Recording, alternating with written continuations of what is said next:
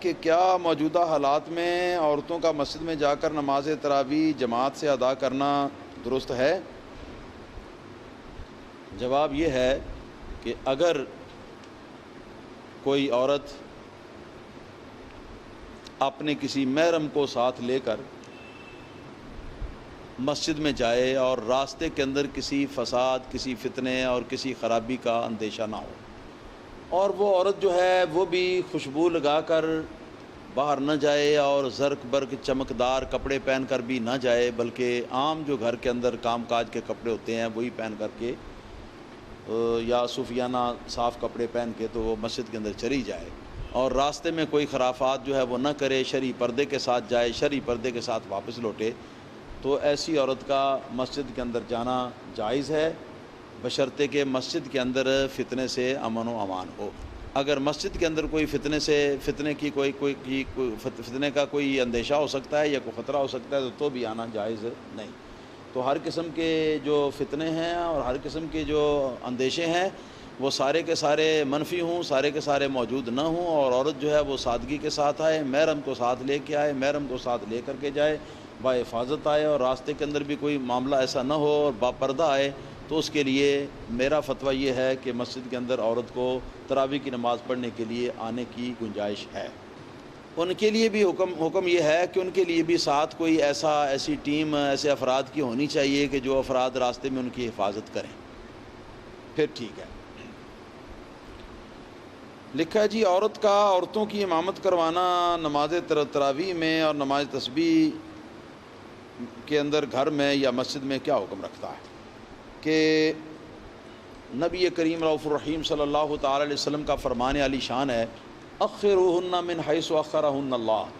ترمذی اور ابو داود کی حدیث ہے، نبی کریم صلی اللہ علیہ وسلم ارشاد فرماتے ہیں کہ عورتوں کو پیچھے رکھو کیونکہ اللہ تعالیٰ نے ان کو پیچھے رہنے کا حکم دیا ہے،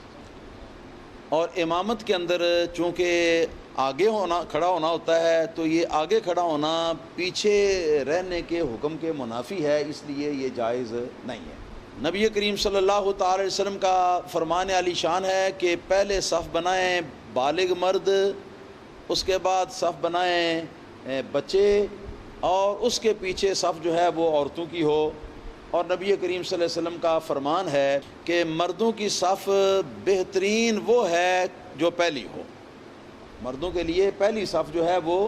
بہترین ہے، وہ زیادہ فضیلت رکھتی ہے، اور عورتوں کے لیے سب سے پچھلی صف جو ہے وہ زیادہ فضیلت رکھتی ہے، کیونکہ جتنا آگے آنے سے دور ہوگی اتنا ہی اس کے لیے افضل ہوگا۔ تو اس حدیث کی بنا پر بھی عورت جو ہے اس کو آگے امامت کے لیے کھڑا کرنا جو ہے یہ جائز شرعن نہیں ہے،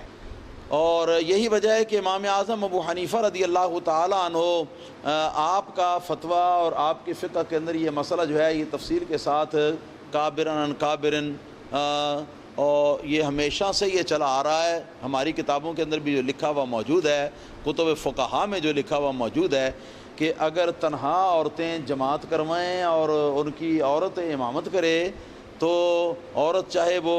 درمیان صف میں بھی کھڑی ہو، آگے بڑھ کر کھڑی نہ بھی ہو، تو ایسی صورت میں بھی ان کی جماعت مکروہ تحریمی ہے، یعنی گناہ ہے۔ اور اس سلسلے میں جو بعض روایات پیش کی جاتی ہیں غیر مقلدین کی طرف سے، ایک تو روایت بی بی ام ورقہ رضی اللہ تعالی عنہا کی ہے، تو اس روایت کے اندر یہ ہے کہ نبی کریم صلی اللہ تعالی علیہ وسلم نے بی بی ام ورقہ رضی اللہ تعالی عنہا کو یہ ارشاد فرمایا اور اجازت دی کہ تم اپنے محلے میں، اپنا جو محلہ ہے اس محلے کے اندر یہ ایک مؤذن مقرر کرو مرد، جو کہ تمہارے لیے اذان کہا کرے، اور اس کے بعد اہل محلہ جو ہیں، محلے کے لوگ جو ہیں، وہ محلے سے مراد ہیں وہ جو دیہات کے اندر ایسا ہوتا ہے کہ 4 5 گھر جو ہے نا وہ ایک صحن کے اندر ہوتے ہیں، یہ محلے سے مراد یہ ہے، تو وہ تمہارے گھر کے یعنی تمہارے دار کے جو لوگ ہیں وہ لوگ یہاں جمع ہو جایا کریں اور تم ان کو نماز پڑھایا کرو۔ تو اس حدیث کو عام طور پر پیش کیا جاتا ہے۔ تو اولاً یہ بات ہے کہ یہ حدیث سند کے اعتبار سے ضعیف ہے، اور سند کے اعتبار سے ضعیف ہے تو سند کے اعتبار سے ضعیف ہونے کی حالت کے اندر جو عورتوں کی نماز کی امامت کرنے کے سلسلے میں کراہت ثابت ہو چکی ہے، اس کراہت کے یہ منافی ہے، لہٰذا یہ حدیث جو ہے یہ قابل معمول، قابل عمل نہیں ہے۔ اور دوسرا جواب اس حدیث کا یہ ہے کہ یہ خصوصیت تھی، اگر یہ واقعہ سے صحیح واقعتاً ہو تو یہ خصوصیت تھی حضرت بی بی ام ورقہ رضی اللہ تعالی عنہا کی، وگرنہ تو اس سے جو کچھ ثابت ہوتا ہے وہ یہ ثابت ہوتا ہے کہ عورت امامت کرے اور پیچھے مرد بھی نماز پڑھیں اور پیچھے عورتیں بھی نماز پڑھیں۔ کیا ہے کوئی غیر مقلدین کے اندر مائکہ لال جو اس بات کا فتویٰ دے کہ غیر مقلدین کی فلاں مسجد کے اندر جی آج کے بعد فلاں اور بی بی صاحبہ جو ہیں وہ امامت کیا کریں گی، مرد بھی ان کے پیچھے آ کے نماز پڑھا کریں اور عورتیں بھی ان کے پیچھے آ کے نماز پڑھا کریں؟ کیوں جی کوئی اہل حدیث ایسا کرے گا؟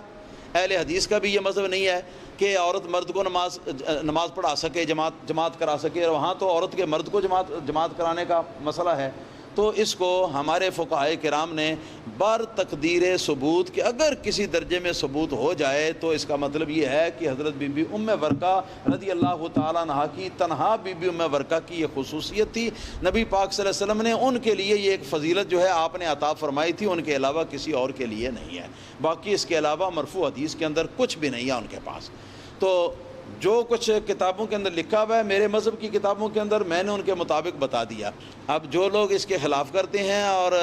ماڈرن پنے کے اندر ماڈرن بنتے بنتے وہ پتہ نہیں کیا کیا کروا رہے ہیں، ان کے اوپر اس کی ذمہ داری ہے۔ وہ کہلانے کو وہ سنی اور حنفی کہلاتے ہیں، فتوے سنی حنفی مذہب کے خلاف دیتے پھرتے ہیں، اللہ تعالیٰ ان کی خود خبر لے گا۔